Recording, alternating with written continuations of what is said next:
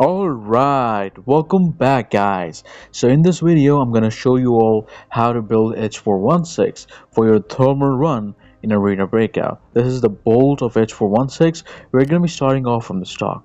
Now there are multiple stocks that are given over here.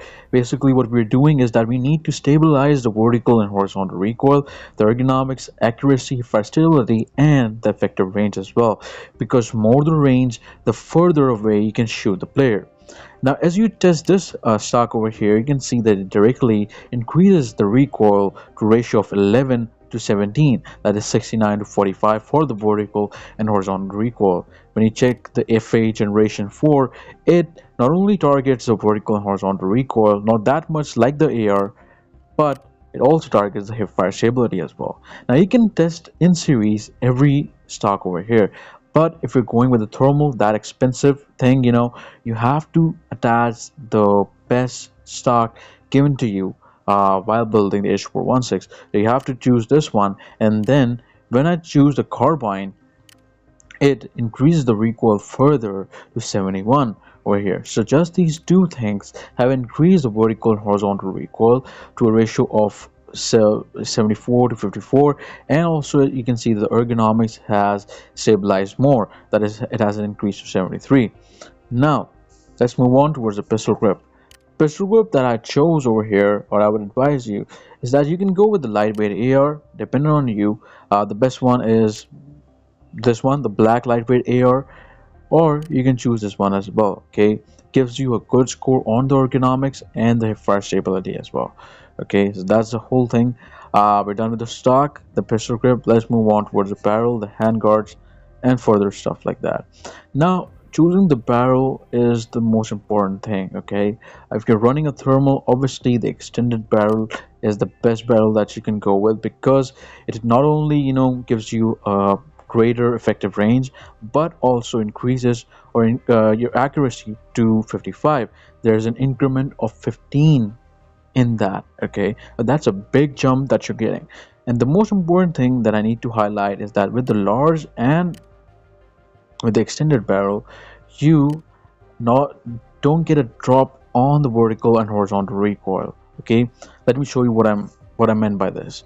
Now if you choose a medium one, you can see that there's a drop on the vertical recoil, the horizontal recoil, the ergonomics, and obviously the effective range decreases, because obviously that's a medium barrel.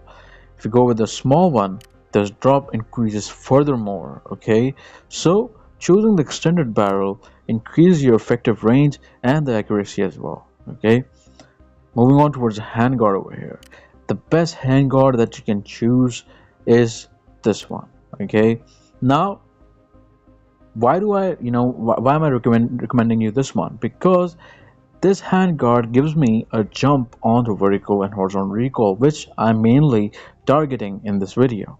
Okay, if I choose this one, the small one, you can see it targets the ergonomics only. H416 universal targets the vertical and horizontal recoil, but increases them to a ratio of only 2. Okay, the modular one targets the ergonomics. This also targets the ergonomics. And the extension one targets a vertical and horizontal recoil. Extension one costs around like 14 to 15k, may reach max to 20k, but this one only gonna cost around like 10k max, when the prices are high. Now let's move on to the muzzle. Muzzle, I would say that obviously since we're using a thermal, we are gonna go with a suppressor. Okay, you want as much suppressed noise as we can in this one. So yeah, I'm not going to discuss about the muzzle over here. Suppressor is going to go into this build. Now we're missing out on the important thing, that is the front grip. Okay, front grip, the best front grip in the game is the lightweight vertical, which gives you a max on the vertical horizontal recoil as well as the ergonomics. Okay, but this one you have to go with a compact one. Compact one, as you can see, increases your vertical recoil to 89, horizontal to 75, and the ergonomics that is increased to a ratio of 5 to 75 from 70.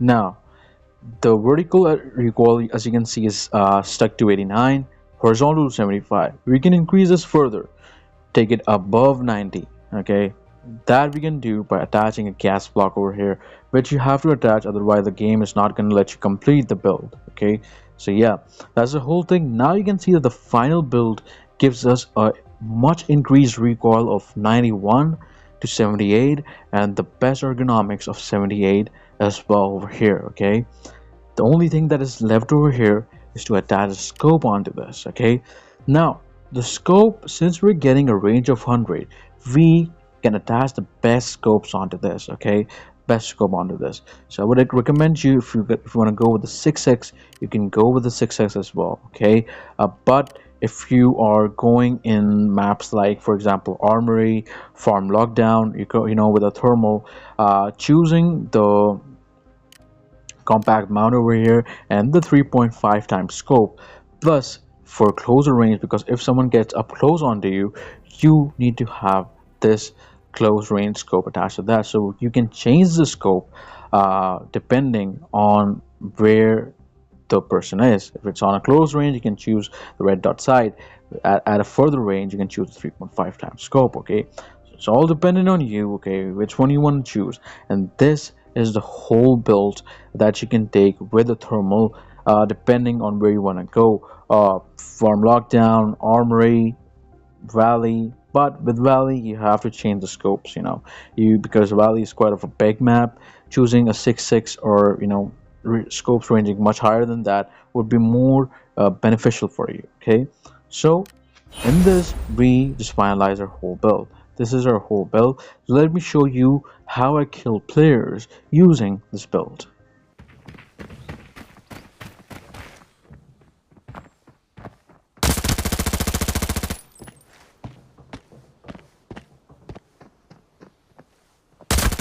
Enemy detected. Understood. Get up on that rock. Just keep on distracting him, Sid, because I can get a headshot on him. Hold on.